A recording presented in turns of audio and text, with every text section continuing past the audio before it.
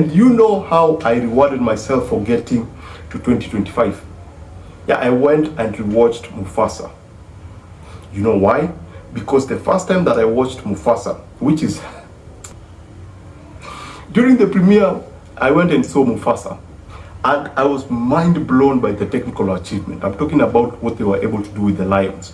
Yes, I know it's the same movie like the first one, but the thing that they did with this better than the first one is that they had more expressions. So already I was sold because animation background. I was kind of excited to actually see this. I was actually very happy to see it. Yeah, at first I was like, the story is okay.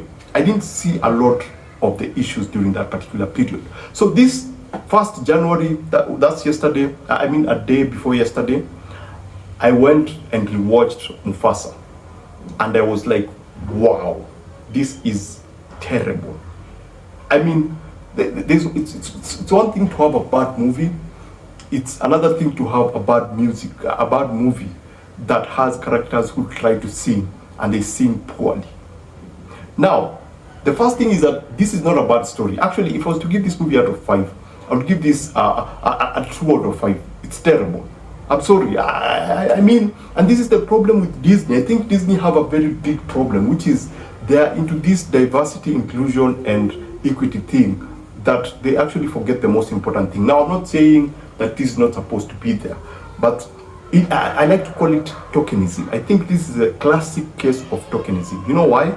Because they're like, they're looking at the audience and they're like, look, we've given you a black director, we've given you some of the biggest African American actors in the movie. What else do you want? I mean, Beyonce and the daughter are in this. So we've given you exactly what the society right now wants to see: black people being empowered. There is nothing wrong with that, and I like seeing that kind of thing. You know, actually, one of my current favorite African American actor is in the movie. Pierre, I think he's one of the best upcoming African American talents that we have right now. I think he's a very great actor, and I was looking forward to this because of I want him to make it in the film. I want this to be a good film for them. I want to see African American people being empowered, but not like this. Yes, Disney, not like this. This is not it. This is more of tokenism, whereby you have a substandard product, but because you know it's substandard, what do?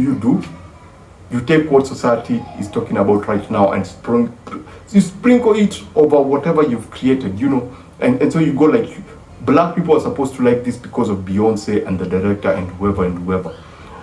That's not it. This is a very poor story. I thought this was a very poor way to take the story. It was poorly executed. I thought it was too full of itself. I wish it was a bit much more playful and relaxed. Basically, what I'm trying to say is that I wish this was a 2D animated movie rather than a 3D animated movie. You know why?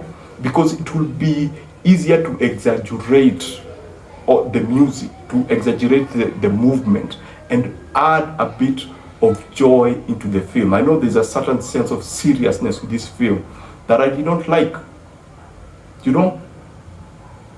Yes, at its core, there is a story.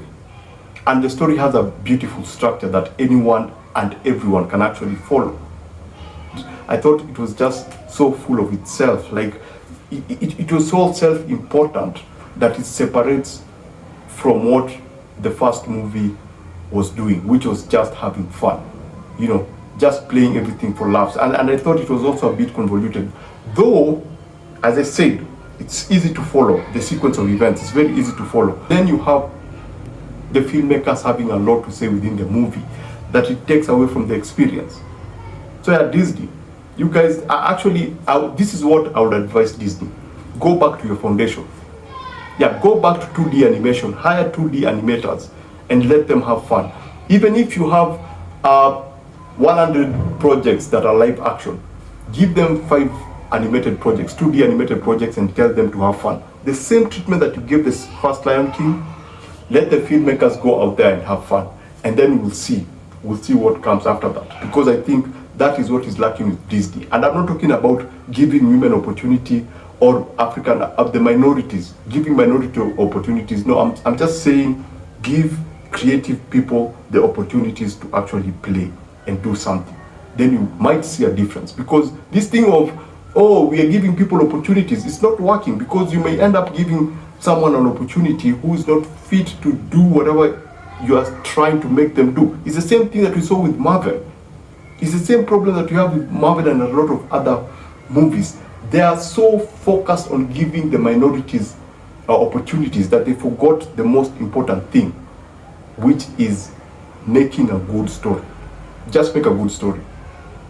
Just have a good story, and then everything else will fall in place. If you have a good story and actually talented and creative people, then you'll get the right thing. You'll get the perfect thing that you are looking for. So mine is to just go back to your foundation, start creating 2D animated movie, and I mean like traditional animation. I'm not talking about computerized. I know it's faster with the computer and it's faster with AI probably, but go back to the foundation. Get people who can actually animate, allow them to have a lot of fun. Then maybe you'll see yourself coming back with actually heartwarming stories. I like what Pixar did with Inside Out 2. I like the movie that's coming, I forgot the name, with the kid with the eye patch. I like the tone of that because it's Pixar having fun. You don't have heavy anyway. You know what? That's basically it. I rewatched Mufasa and I was absolutely disappointed by what I saw because I wanted it to be a good movie. You know, even after that, man, you know, it's fine. It's okay. Basically, that's it. As I said before, thanks for being here. It's 2025, but I just want to take this opportunity to actually thank you for being in the channel. Thanks for actually following me, for people who've been there from the word go. Yeah, basically that's it. Remember to always watch what you enjoy and have a great 2025.